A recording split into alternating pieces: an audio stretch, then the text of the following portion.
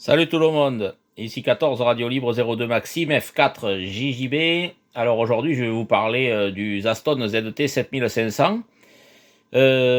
Juste pour vous donner déjà une information très importante pour ceux qui ont la V11, oui, et normalement c'est tous les postes maintenant arrivent avec au moins la V11 en firmware, la V11.0.0. Ils sont équipés du DPD là.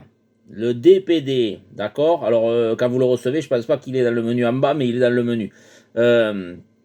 Si vous appuyez dessus et qu'après vous appuyez longtemps, ça le calibre. Et puis après, bien forcément, vous avez une modulation qui est beaucoup plus accentuée.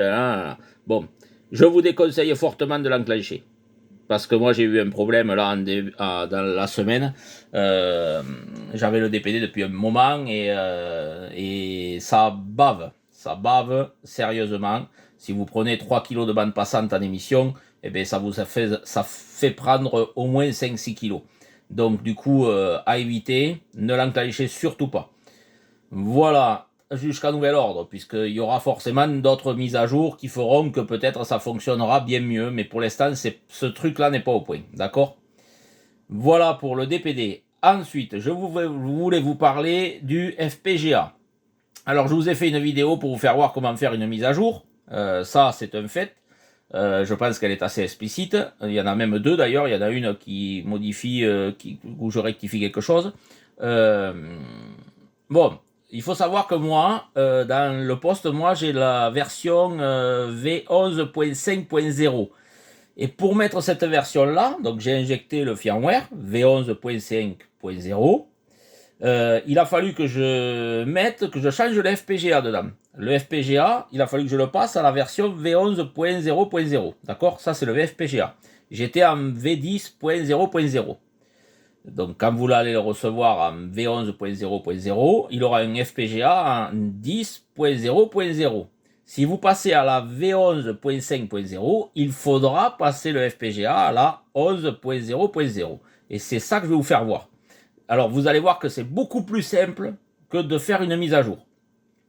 Actuellement, les mises à jour sont du STM32, c'est-à-dire du firmware, sont à V12.5.0, je crois.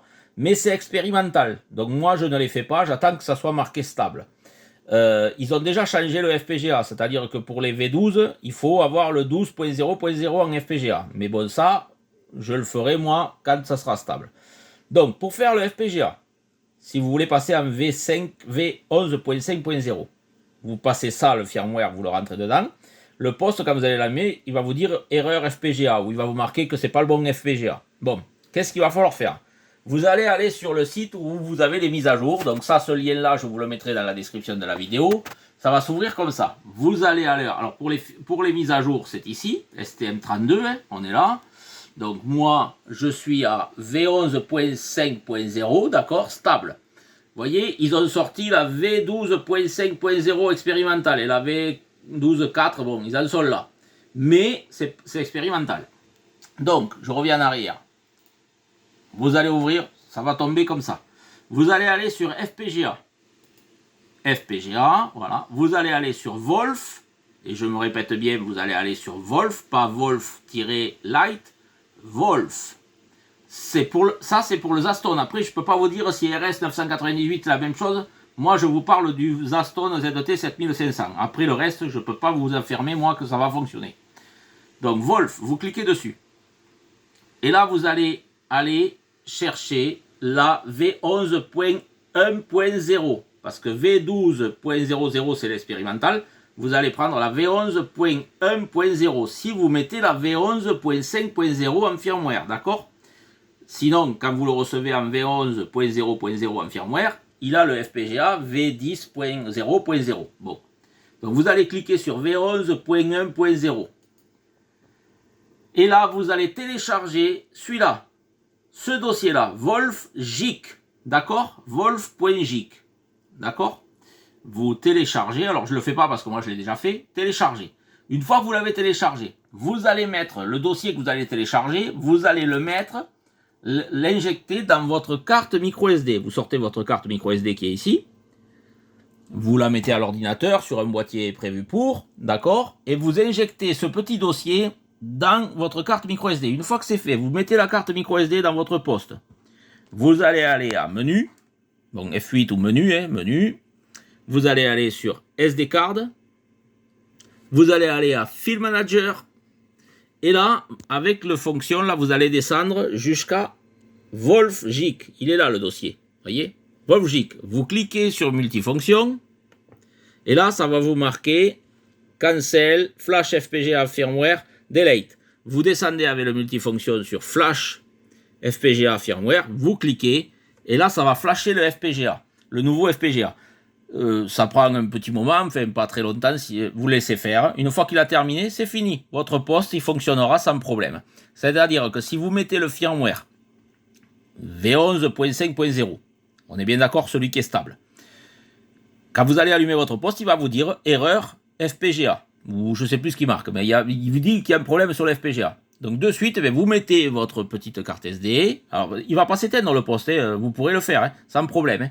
Vous allez vous mettez la micro-carte SD, vous allez sur menu, vous allez à SD card, File Manager, vous descendez avec le fonction jusqu'à votre petit dossier Wolf, vous cliquez avec le multifonction, vous cliquez dessus, vous descendez avec le multifonction sur Flash FPGA, vous cliquez, vous le flashez.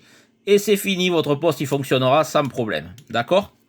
Voilà. Donc, et ensuite, quand la V12.6 ou .7, j'en sais rien, sera stable, vous pourrez mettre le firmware V12, .7 ou .8, j'en sais rien où on en sera, et ensuite, vous prendrez le FPGA du 12.0.0 et vous reflasherez le nouveau FPGA. D'accord? Voilà ce que je voulais vous parler, vous parler sur le FPGA du Zaston. Voilà. Je crois que la différence entre les versions là, c'est que là, quand vous allez à là et que vous allez à calibration, alors pour aller à la calibration, ici, il faut appuyer longtemps sur F8. Vous le savez, j'en ai déjà parlé. Calibration. Si vous allez à TX, là, vous avez, alors là, c'est la première page, vous avez la seconde page, vous avez les réglages des SWR, vous voyez, du SWR. Et je crois que la différence, enfin, il me semble, que la différence, c'est que quand vous allez faire ça, il va falloir recalibrer votre SWR parce que c'est plus les mêmes menus. Donc il va falloir refaire une calibration et re-enregistrer vos calibrations et ainsi de suite, bien sûr. Donc là, vous voyez, c'est marqué de 0 à 6 mégas. 0,6 mégas, 6 mégas à 20 mégas, 6 mégas à 20 mégas, 20 mégas à 40 mètres, à 40 mégas, 20 mégas à 40 mégas, 6 mètres, 2 mètres et après 2 mètres. Voilà. Et protection SWR, ça oui, d'accord, bon voilà. Mais la différence, elle est là. C'est que je crois que avant, c'était pas marqué de 0 à 6 mégas, c'était marqué milliband ou je sais plus comment c'était marqué, enfin c'était moins précis. Mais dites-vous bien que si vous faites ça, il va falloir, si vous faites la V11.5.0, il va falloir recalibrer votre SWR et recalibrer certainement la puissance aussi. Enfin bon voilà, ça change tout, donc parce que l'équaliseur, non, je sais plus. Enfin, je sais plus si c'est sur la V11.5.0 ou s'il l'avait déjà fait sur la V11.0.0. Je me rappelle plus. Enfin, je voulais faire cette vidéo pour vous expliquer le FPGA. Voilà les amis, quoi vous dire, je vais vous faire voir le lien d'achat de ce poste. Alors, il est ici, toujours chez Shenzhen Zaston Technologies,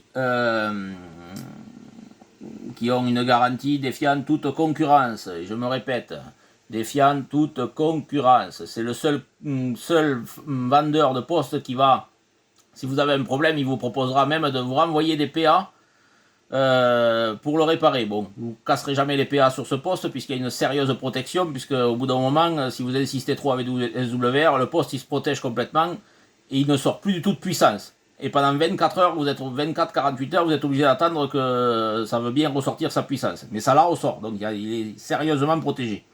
Donc bon, mais enfin, c'est le seul qui vous propose de vous renvoyer des PA, parce que Icom, Yasu et Kenwood, vous pouvez courir, vous pouvez acheter un poste chez eux neuf, si vous fumez les PA, ils ne voudront rien savoir. Voilà, le poste, il est affiché à ce tarif-là, mais ne vous fiez pas à ce tarif, puisqu'il y a les frais de douane, il y a les frais de port, il y a les frais que vous payez à UPS à la livraison, il vous reviendra 1150 € à peu près, tout compris. Voilà les amis, Je vais vous souhaiter à tous une très bonne journée. Ici, tempête de ciel bleu, 27 degrés. Et moi, je vais faire un peu de radio, bien sûr, cet après-midi. Voilà. Merci à tous. Radio Libre 02 F4 JJB vous salue bien.